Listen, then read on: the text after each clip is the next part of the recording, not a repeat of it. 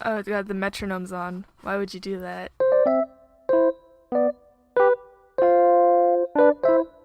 Hello and welcome to Negative Space, a podcast where art students talk about art. Today we're gonna actually talk about art. Isn't that amazing? Yeah, the last change from the norm. So yeah, today what we have down as a topic is portfolios. I know we said we were gonna do this last week, but we shifted the schedule around, and this is sort of related to applying to art school. Our experience with putting together portfolios mainly has to do with applying to school, so that's what mostly we're going to talk about. How are you feeling today? I'm tired. I didn't go to A class for the first time this semester, and I felt bad, but also, I don't know, sometimes you just need it, so. Yeah. Were you sick or just didn't? I felt kind of sick. I don't think I was actually sick, but, my entire body was just, not having any of it. I was so happy today. My teacher, he just let us leave. Really? He was like, yeah, because we all came to class, and he was like, all right, guys, I'm just going to check how you're doing on your finals, and then if I think you're doing okay, you can just leave. Nice. And so this 5-hour class went down to 1 hour, so I've been home working on my finals. So let's talk about portfolios, specifically application portfolios for art school. I know we talked a little bit about how long we spent putting together the portfolio in episode 2, but let's go over that real quick. When did you start really seriously thinking about putting together a portfolio for school? Do you remember? Probably summer of sophomore year. That's when I started. That's actually when I started going to private lessons to specifically build up my portfolio. I didn't start until... Actually, I'm not sure. I think it was the beginning of junior year. I think my earliest, the oldest piece that ended up being in my portfolio was actually from sophomore year, but I didn't seriously think about it until junior year. I was worried mostly about continuity. So one thing that a lot of schools will talk about if you ever hear a presentation from them about portfolios is that they want to see a body of work. This is really important for some specific schools, like School of the Art Institute of Chicago. Wow, that's a mouthful. Psych.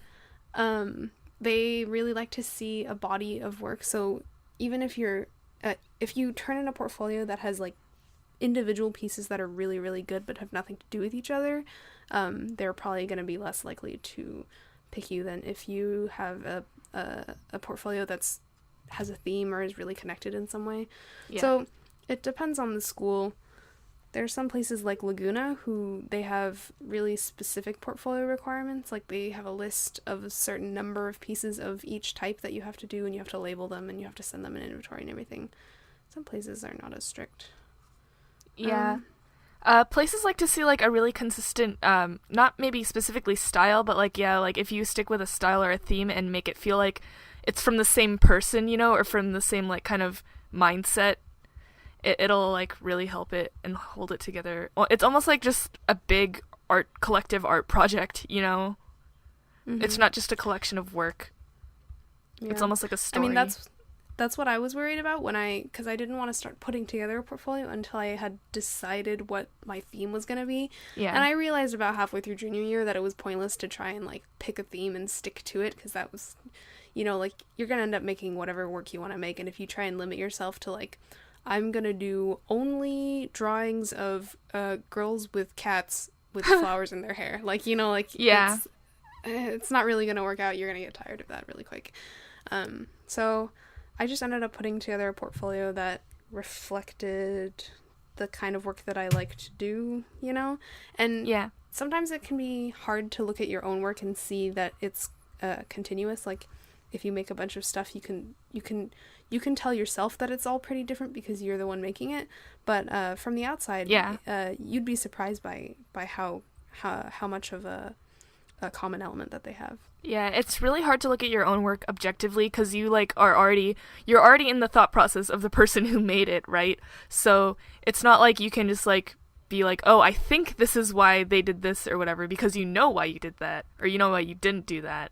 So Plus, you're really self-critical, so Yes, you know that too. you're gonna see more mistakes in your own stuff than anyone else is ever gonna see. More likely Right. than not. I don't know. Some people, some people are the other way around, but usually not.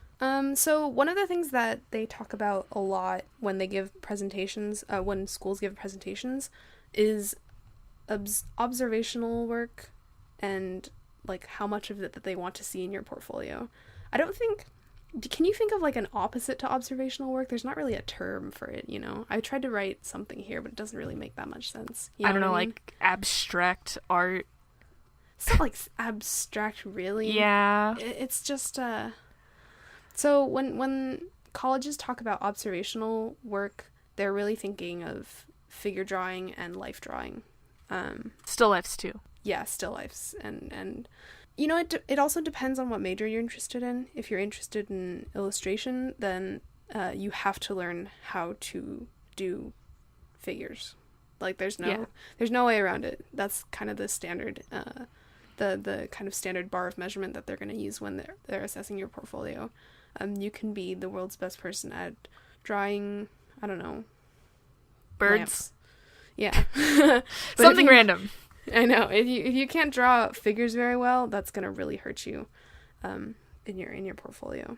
When's the first time you like went to figure drawing, like a real figure drawing workshop?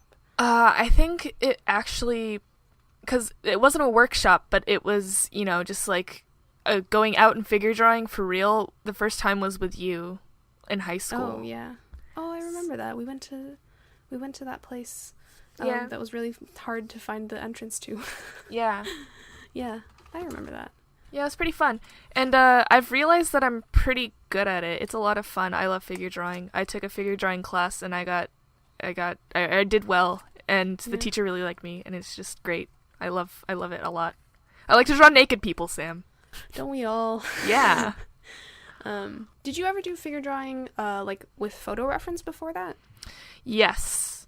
Yeah, but it didn't feel as official, and I was like already like doing it for my portfolio. Like my the person who was helping me build my portfolio, she was like, "Oh, you like have to have figures, so you better do that now." And I was like, "I've never done this before though." And so I was always drawing people growing up. Like I was really into like drawing humans, but I never really thought about drawing like people in a more like, I guess, professional way.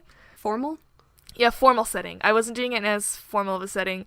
Like I was just kind of, you know, drawing random. But yeah, I never really did it with a point of reference until maybe sophomore year. I think it was I went to my first figure drawing workshop over summer junior year because I was at CISA. That was the first time, and that was a great experience for me, mostly because it was the first time and it was hard, but it was a lot of fun. I think what happens when you start figure drawing is that a lot of your figure drawings look really, really bad, and so definitely you feel bad about it at first, but like every once in a while you'll do something that looks really good and you'll be like, oh, that's it, that's what I'm waiting for. There's definitely a learning curve with figure drawing. Like for it changes how long it takes depending on like how comfortable you are with it, but like there's like definitely like a sudden turning point where like suddenly it looks a lot better, I think, for a lot of people. Mm-hmm. And I think it makes a difference if you have instruction as well. Like when I went to CISA, our teacher was really hands-off. You know, he would sometimes say things like, oh, you know, you can think about line weight, or like use line weight in a way to indicate shadow or something, or like in a way to indicate form. But and you know, that's all very good and well, but he never taught more than that. He was really pretty loose, because I think when you are first starting out, it's kind of useless to learn a lot of the technical things because you don't have the skill to apply that anyways. But when I started here at Art Center and I had my drawing class, my teacher was, well, first of all, he was really focused on kind of the classical school of drawing. So that meant learning all the muscles, learning all the bones, learning all the ways that they like change the surface of the skin. And you know, every time we would draw models, he would point out, he would like point to your drawing and be like, so which muscle is this that's showing? Like, you see that curve there? Which muscle is that? So, and once I started taking a class with an instructor who was thinking about those kinds of things, huge leap in my ability to render form more accurately. Yes. And more realistically. So it does depend on what kind of instruction you have. But I definitely think that in the beginning it's best to just do it on your own. You know, get used to it. Yeah. Because after you do it a while and you know what you're doing and you know your own skill level, then it becomes easier to apply knowledge to it. Yes. So how many did you put just figure drawings into your portfolio when you applied? I did. I didn't put like that much. Well, I put kind of every sort of like level of it. Like I did put in a couple gesture drawings, and then I did some like really finely rendered complete pieces and stuff. That's the same thing that I did. I had like 2 pages of gesture drawings, a couple pages of 10 minutes, and then a couple 25, 30, 40-minute poses, long ones, sometimes even with paint. You know, it really depends on the school too and what the school is looking for. A lot of places will give the benchmark 50-50, so they want to see 50% observational versus 50% that's kind of imaginative or creative, like personal. Yeah. Not that figure drawing isn't creative, you know. Right. It's like, adding something either. It's like out of your own brain, you know. Right. Or another level, and also they also like to see you applying observational work into something that's imaginative or personal. So, for instance, if you do a drawing or a painting that's like magical or fantastical or is not realistic, but you utilize reference, and they can tell that you've utilized reference, for example, for a figure or for an animal or something like that. They really like to see that too. Actually, I did that for one of my still lifes. Like, it was just like a normal still life, and then I kind of just decided to add a kind of personal... That's the one with the fairy. Yeah, and there's like a little genie coming out of a teapot. I love that one. And like, do you? Yeah. I'm so glad. I like that one too. Yeah, it's just like a little genie looking at his reflection in like a sugar thing. I don't know. There's some schools that are more specific. Like, I think Laguna says like 5 drawings from life specifically. I don't know. They change their prompts every year. Let's see. Art Center specifically wants to see basically every figure drawing that you've ever done in your life. They don't want you to pare it down. Like you do want to send in only the good ones. Like, don't send stuff that's really bad, but if you were like limiting it to like 2 or 3 for Art Center, don't just send all of them. Send everything that you have that's good. Right. Some places, you know. Also, for your portfolio, we touched on this briefly episode 2, about how recent your work should be in your portfolio. Yes. Usually they tell you 2 years. But like I mentioned, one of my pieces came from sophomore year. As long as it's good and it's reflective of what you like to do. Of course, the more recent the better, usually, because your skill develops more the older you are, like the more experience you have. Yeah, that is definitely true. Yeah, we already talked about this a bit, but most of my work was from either 2 or 2.5 years back. So, and I don't think I really included anything earlier. Like, I was thinking about working on my portfolio, but I wasn't actually like doing it until like maybe 2.5 years before it was time to turn it in. But you should start early, and you should really be thinking about it. Even if it's not like at the 2-year mark yet, you should be planning and like, you know, put out a time schedule, because doing full pieces of art takes a long time. Especially when you're doing it on top of like normal schoolwork. Yeah. So like, even if you're like, oh, I have 2 years of time, I don't need to worry about my portfolio. You should. You should. Wrong. You're incorrect. Yeah, you are incorrect. You should be thinking about your portfolio, especially if you already know. You should be like thinking about it constantly and thinking about like, when am I going to do this and when am I going to have the time, and like managing the time that you have to do art between school and all that if you're going to school. And if you know what specific schools you want to apply to, that's really a plus too, because you can get portfolio reviews from them, like really, and tailor each portfolio. And yeah, so portfolio reviews, we'll get to National Portfolio Day. Actually, do you want to do National Portfolio Day just right now? Yeah, National Portfolio Day is basically like a day, and they have like several different locations, but it's a day where like, you can go to this place that has a bunch of different schools, representatives from these different art schools, and they will look at your portfolios for you and tell you what they think and what they think you need more of. and what's your chance of getting into their specific school and all that stuff? So usually it's held at one of the art schools in the area. For us, it was held in San Francisco. One year it was at California College of the Arts. The other year it was at SFAI, San Francisco Art Institute. So it depends based on the location. They have like 20 locations across the country, but in California, it's 2. I think there's one in Southern California, which is hosted at one of the schools in Los Angeles, either Art Center, CalArts, Otis, or Laguna. And then in NorCal, it's, CCA, SFAI, Academy of Art, maybe. I'm not sure. It juggles. So it changes based on your location. So you can go to nationalportfolioday.com or .org and check the dates and the locations for whatever your area is. How did National Portfolio Day go for you? So you went junior year and senior year, right? I did. Junior year, it went okay, but they were like, whatever, it's fine, you're a junior, you still have a lot of time to work on your portfolio. I generally heard, like, pretty positive feedback, but most of the stuff that I heard was like, oh, you just need more, and next year, I'm sure you'll be fine.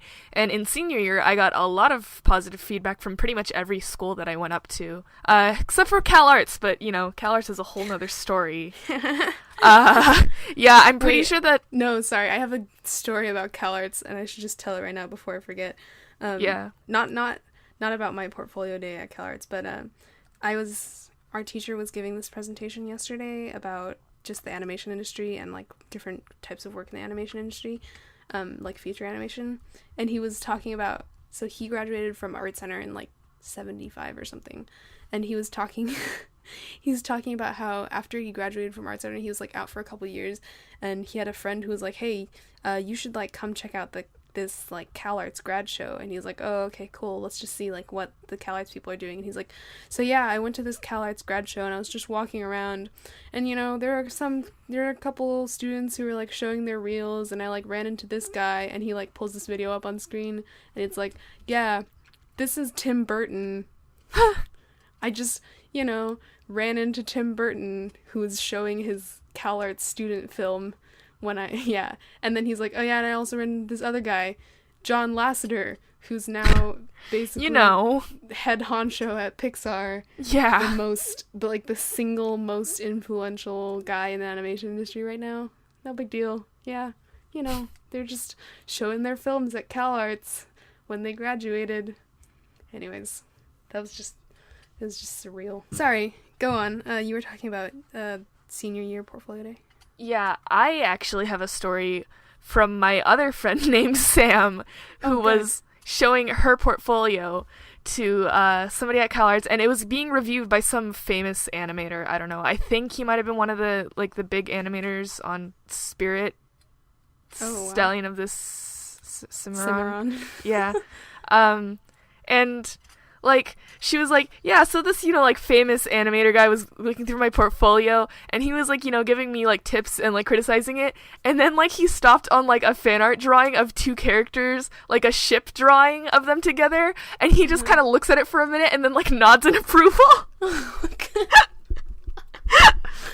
Confirmed shipping trash. I know, it was just this fan art of these 2 characters, being romantic, and he was just like, nice. Can't get over it. Oh my god. It's my favorite story. My National Portfolio Day, other than CalArts, because CalArts is very judgmental, it was a lot of positive feedback. Everyone was like, oh, this is great, we'd love for you to come to our school. And I would be like, is there any chance of me getting a scholarship? And they would be like, and then I'd be like, maybe. I think the thing that's kind of weird about National Portfolio Day, especially National Portfolio Day when it falls in NorCal, so NorCal National Portfolio Day always comes in January, February. And it's weird because if you go as a junior, they're going to tell you it's really early for you, you don't have to worry about it, just come again, next year, I'm sure you'll be fine, keep working on your portfolio, add more stuff. They're always really surprised to hear if you're a junior, because not a lot of juniors go, it's mostly seniors. But I also, if you go senior year, January is already past some of the deadlines, Yeah, it's right. That's helpful, guess, like, I've already applied to your school.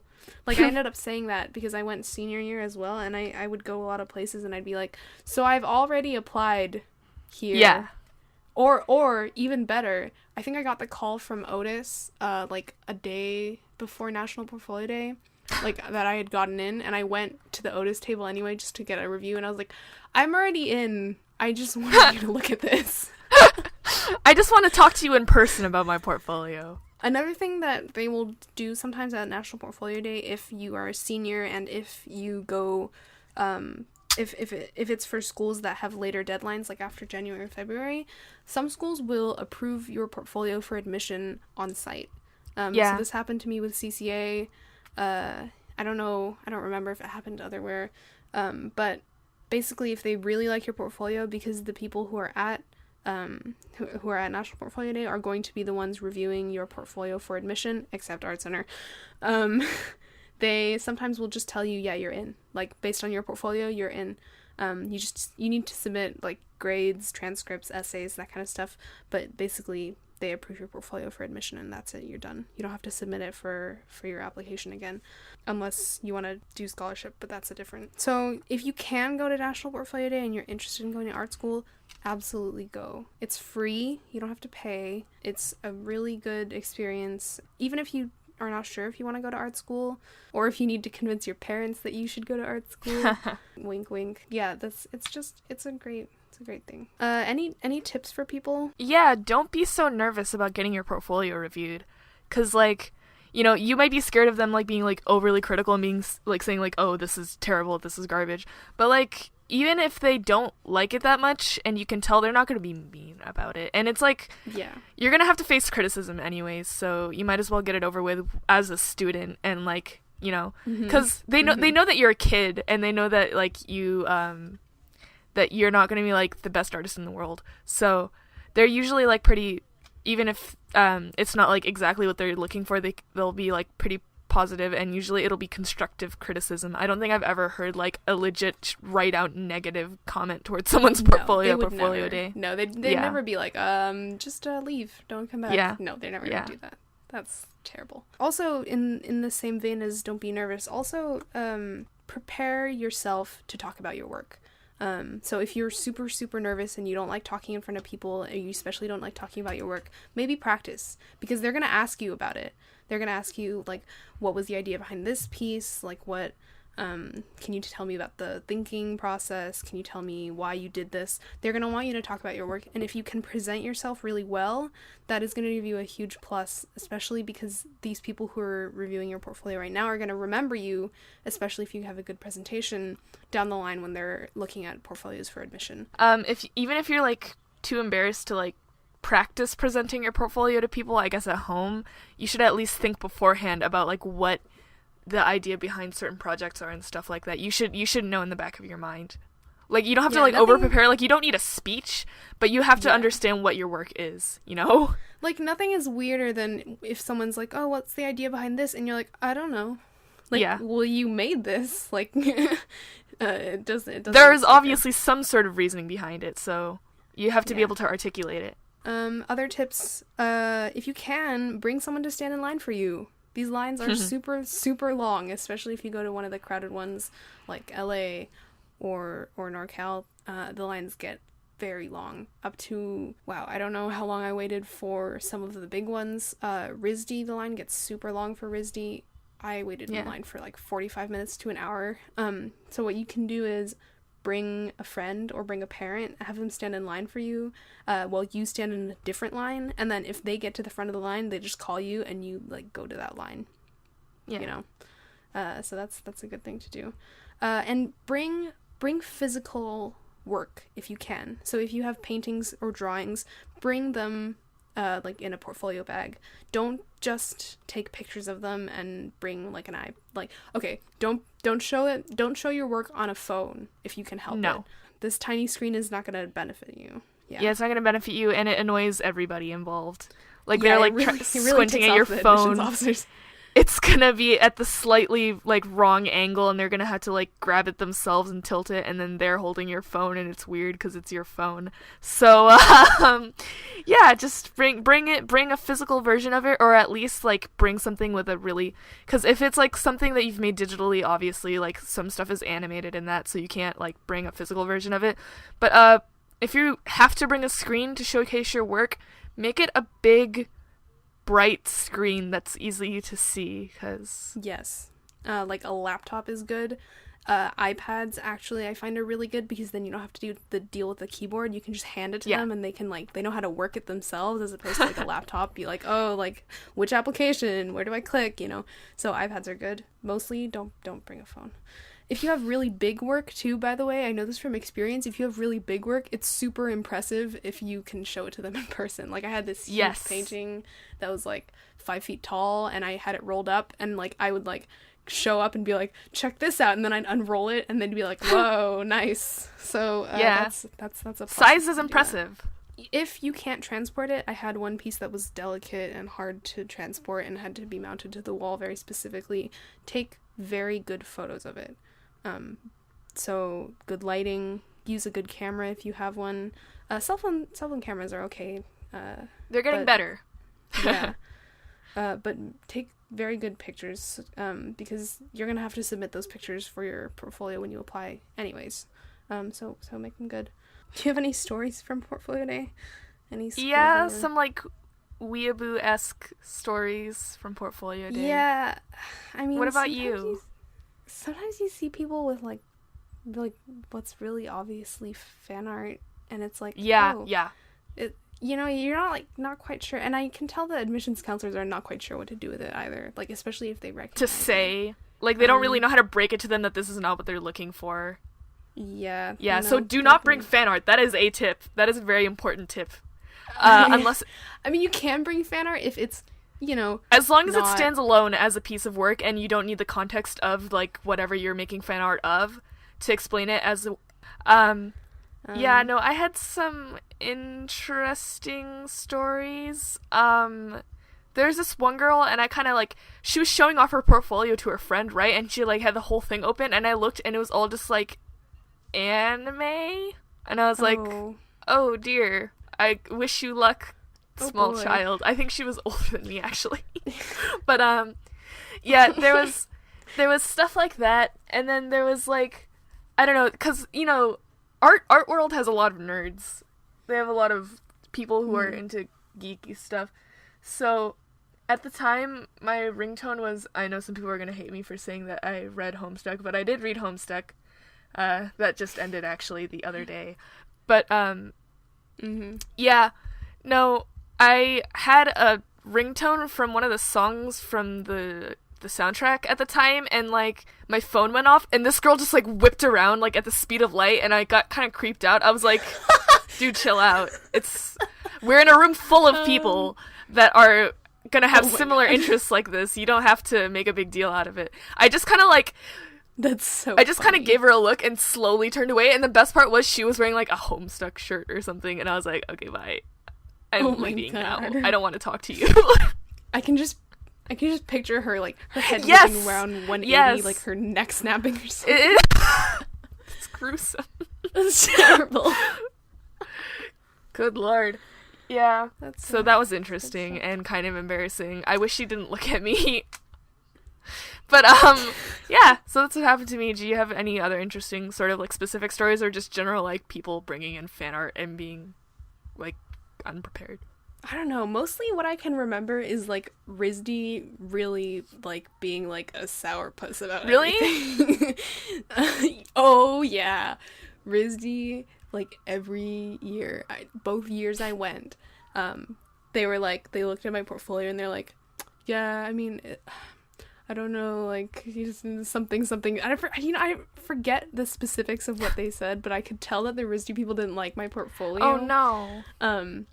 Especially when I went senior year the second time, they're like, do you have any drawings? Like, because I had some drawings, but I had mostly brought, like, paintings and, like, digital stuff and stuff. And they're like, do you have any, like, I don't know what's up with RISD. they really like it if you send them drawings, like charcoal drawings, pencil drawings, like they make you mail that stupid bike drawing. Yeah. So RISD was crushing Souls. like after I left the RISD portfolio there. I was like, oh boy, too bad. But I got in anyway, so it doesn't really matter, I guess. Yeah. And also, I think it depends on which admissions counselor you get. Oh, definitely. So, like, what happens is you stand in the line, and then at the front of the line, whoever frees up, you just go to them. And sometimes while you're waiting in the line, you can kind of peek around, and you can, like, see who's really tired. Who's like, drinking coffee and, like, looks like they're about to die or something. And who's pretty awake and giving good stuff, like, who's laughing and smiling, and who's just kind of like, oh... Yeah. Go away. Actually, the thing with that is, and this is another thing that I almost forgot, just talking about stories about it is helping me remember specific tips. If you're going to portfolio day, you should get to the schools that you want to have review your portfolio pretty early. Like, because the earlier in the day, the better mood the counselors are going to be in. Like, usually, the day starts with, like, all the counselors, like, or, people reviewing the portfolios in pretty good moods, and then throughout the day they get like more and more tired and like, you know, done with it, you know, because they've along with the good, they've had to deal with some sketchy, weird people. And they give you more time at the beginning of the day. So once you get to closer to the end of the day, they start timing you because they know they have to get through everyone in the line before the day ends. So if you go at the beginning, they'll just see the portfolio through all the way to the end. If you go near the end, they might just cut you off. Also go with friends. Like, if you can go with some friends and stand in line with them, it is a lot more bearable. And so, like, every year we went 2 years, we would get there, like, early and stand in line. We'd get there, like, an hour early and stand in line outside, because when the doors first open, they, like, give you numbers or something, and you have to, like, go in, you know, in, like, a trickle so you don't overwhelm everything. So if you get there early and you can stand in line, you know, outside the doors, that's a plus. Plus, you meet some cool people. Like Chair Guy. Do you remember Chair Guy? Yes, I do remember Chair Guy. That was weird. We were standing in line senior year at SFAI, and the guy in front of us, who was wanted to be a fine art major, he had brought a chair with him, and the chair was one of his pieces. It had, like, paintings all over it. He was just sitting on it while he was waiting. Sitting on it, Yeah, that was pretty awesome. He seemed like a cool guy. His mom was with him, and she seemed really nice too. Yeah, I remember that. Yeah, that was fun. And then we got Chair Guy lost someday. Yeah. Did he get lost? No, we got lost. Oh, we got lost. Yeah, I thought you said he got lost, and I was like, how did you know? No, I didn't. I was not that well connected with Chair Guy. I don't know where you are. But yeah, SFAI is like a castle, and all of the stairwells are really weird. So I don't know. It's hard to get around. We, like, ended up going on the roof, or yeah, we did. Around. That was fun. Rebecca took and then we pictures got of Indian me. Food. Did we?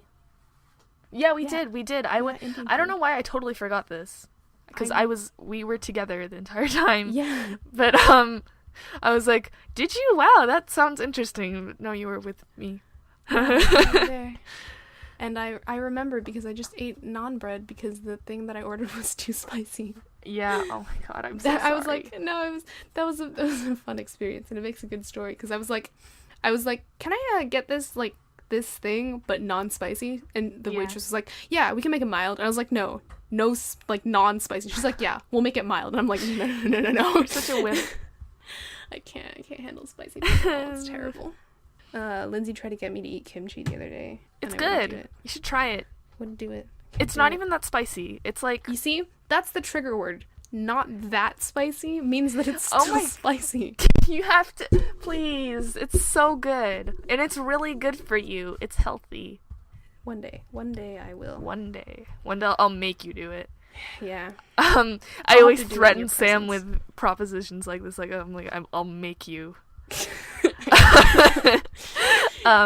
Simone's gonna come collect all of her debts one day. Yes. One day. And it's always, half the time it's about spicy food. One day I'm just gonna come to your house. Everything I'm carrying is gonna be red. It's all food. No. Please, no. Soon. All right. Okay. So scholarships. Let's talk real quick about scholarships and how they relate to portfolios. Yes. So, like I mentioned, sometimes you can get your portfolio approved for admission at National Portfolio Day, but you'll still want to submit your portfolio because of scholarships. I was talking to someone who is a junior who wanted to apply to art school, and she was really, really confused about how scholarships work, and I think that this is like a common thing. So there's like two kinds of scholarships. One kind is things that are unrelated to the school. So like sometimes like churches or like foundations will have scholarships where like you can just write an essay or apply for something and they'll give you money that you can use to pay for college. The other kind, especially when it comes to art school, is like in-school scholarships. So scholarships that are given to you by the very school you're applying to. So the way this works is you apply, you send in a portfolio, and usually you'll check a box or something that says, yes, I would like to be considered for merit scholarships. This way they will look at your work, they'll look at your portfolio, and then they'll decide whether you're into the school. If you're into the school, they will then either take your portfolio to a different committee, or it could be the same committee, and they'll look at it again and they'll decide if you are going to receive scholarship, and if so, how much. So this is why you don't want to stop. So like senior year, some people stop after they apply. They stop working on their portfolio, but that's not a good idea, because what can happen sometimes is, like what happened to me when I applied to Art Center was I applied, I got in, and then they told me, sorry, we've decided not to give you any merit scholarships. And I was like, oh, that sucks. So what I did was I emailed the admission counselor and I gave them a new portfolio. So I had new work that I had been working on in between when I had applied and when I had received the news from them. And I sent that in and I said, can you reconsider me? So can you look at all of this work that I've done that's new? Can you send this back to the committee? Can you ask them to reconsider whether or not I should receive a scholarship? And then I did get a scholarship. So it's one thing to think about. And also, if you already know which school you want to apply to and you are certain, like 100% certain, and you know basically that you can get in, or you don't want to apply to too many schools, you just want to apply to the few that you are absolutely sure you will actually go to. If you can afford it, I know application fees can be expensive, but if you can afford it, apply to schools that you know are good schools, but you know you wouldn't go to even if you did get in.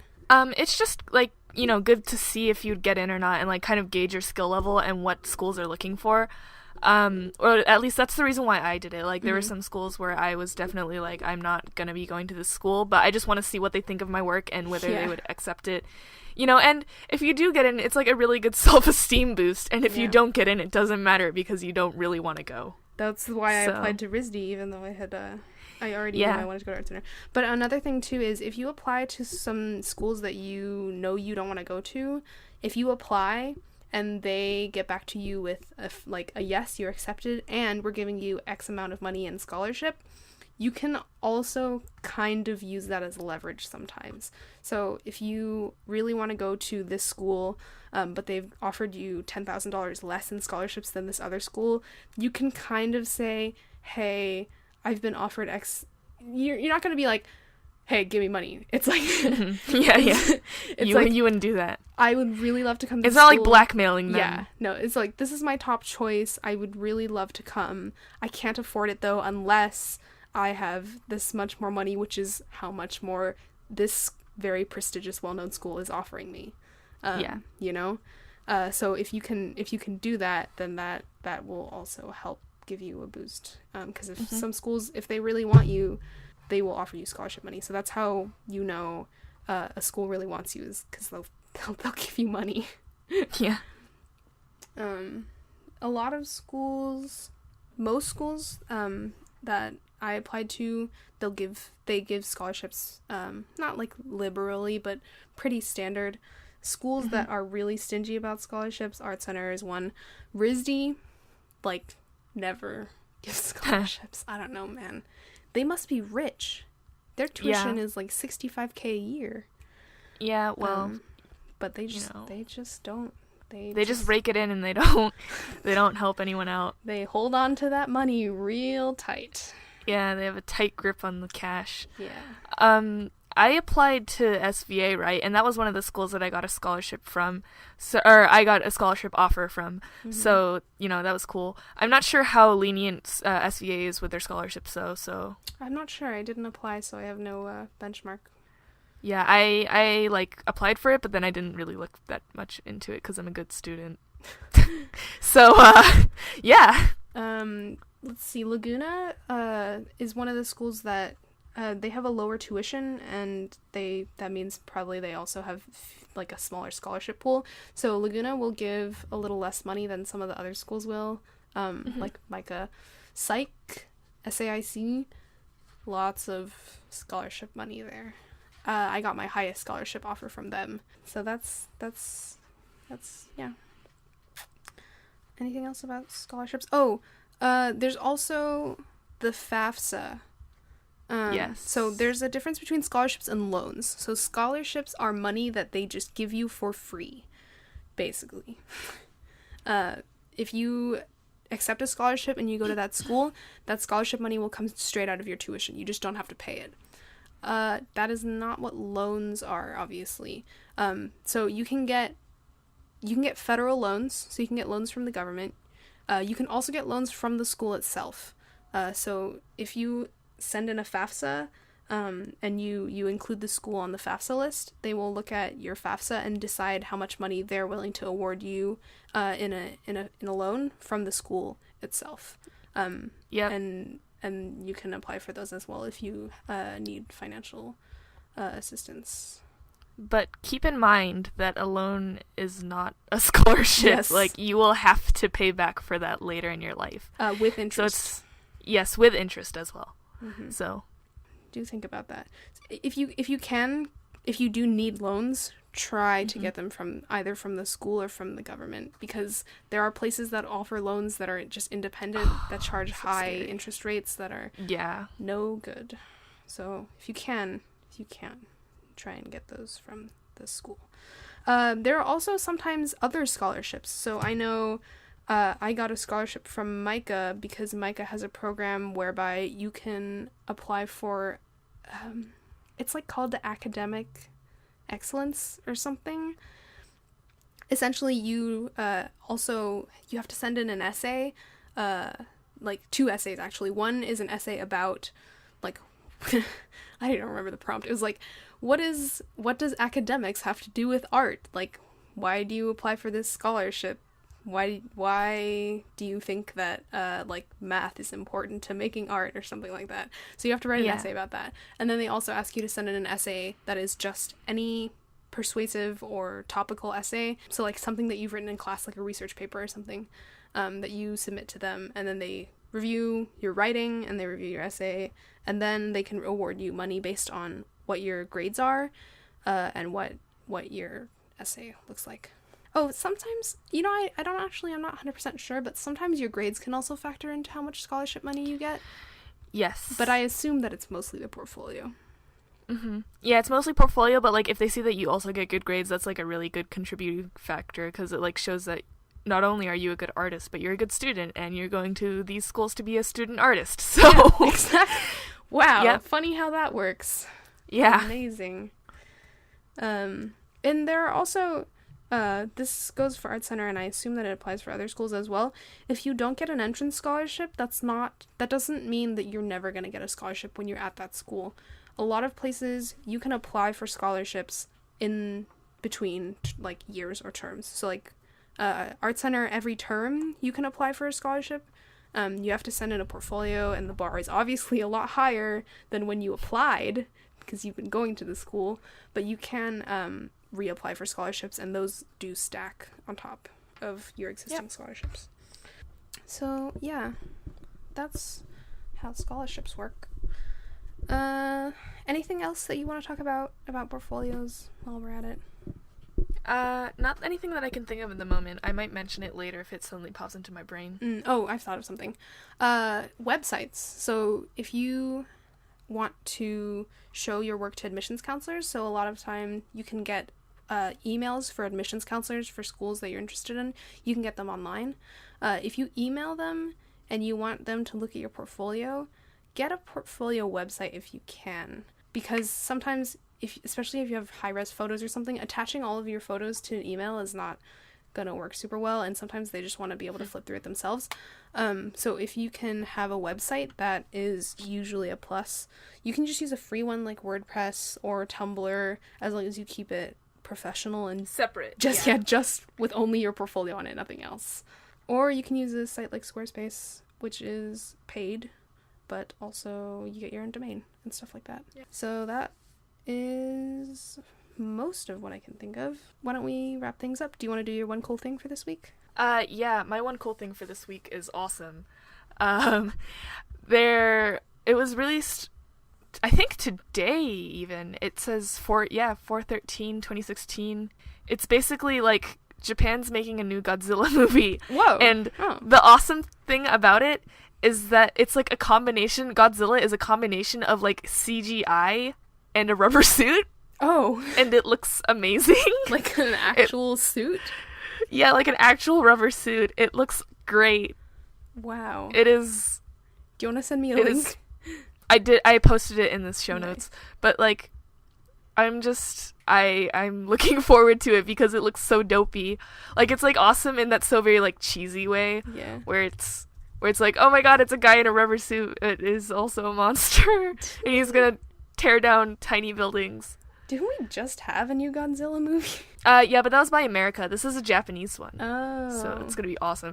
And the last Godzilla movie was okay. I heard it was pretty not spectacular. It was not spectacular, but it wasn't like, absolutely terrible. It was just pretty bad. Yeah. Man. It is not an insult to, well, it is kind of you know what, never mind. I'm not gonna get angry about Godzilla right now. That's cool. I can kind of tell in the photo that it's like, you can sometimes tell when things are practical and when things are not practical, and yeah, it's really interesting that they chose to take a practical route with that. Yeah, it's like a combination of the two apparently, and like, it looks like a toy that you'd buy in a store. I love it. I love this stupid giant rubber suit. But it's by the same guys that did Neon Genesis. Is it really? Yeah. I didn't know that. It says I didn't even. Godzilla Resurgence is co-directed by, I'm not going to try and pronounce these names and fail, who both worked together on Neon Genesis Evangelion. That's so cool. Oh yeah, it's co-directed by Hideaki Anno and Shinji Higuchi. There, thank you. Yeah. That is our cool thing. It is pretty cool. That is a giant pretty cool guys thing. in rubber suits is pretty damn cool in my opinion. I would assume it'd be pretty hot in one of those. Hey. Don't even. Don't. Okay. Well, that will wrap up our show for today. Yep. Thanks everybody for listening. If you want to subscribe, you can subscribe on iTunes and on YouTube. If you like the show, please leave us a review on iTunes. That will help people find it. And you can find the show notes at samanthashay.com/negative-space.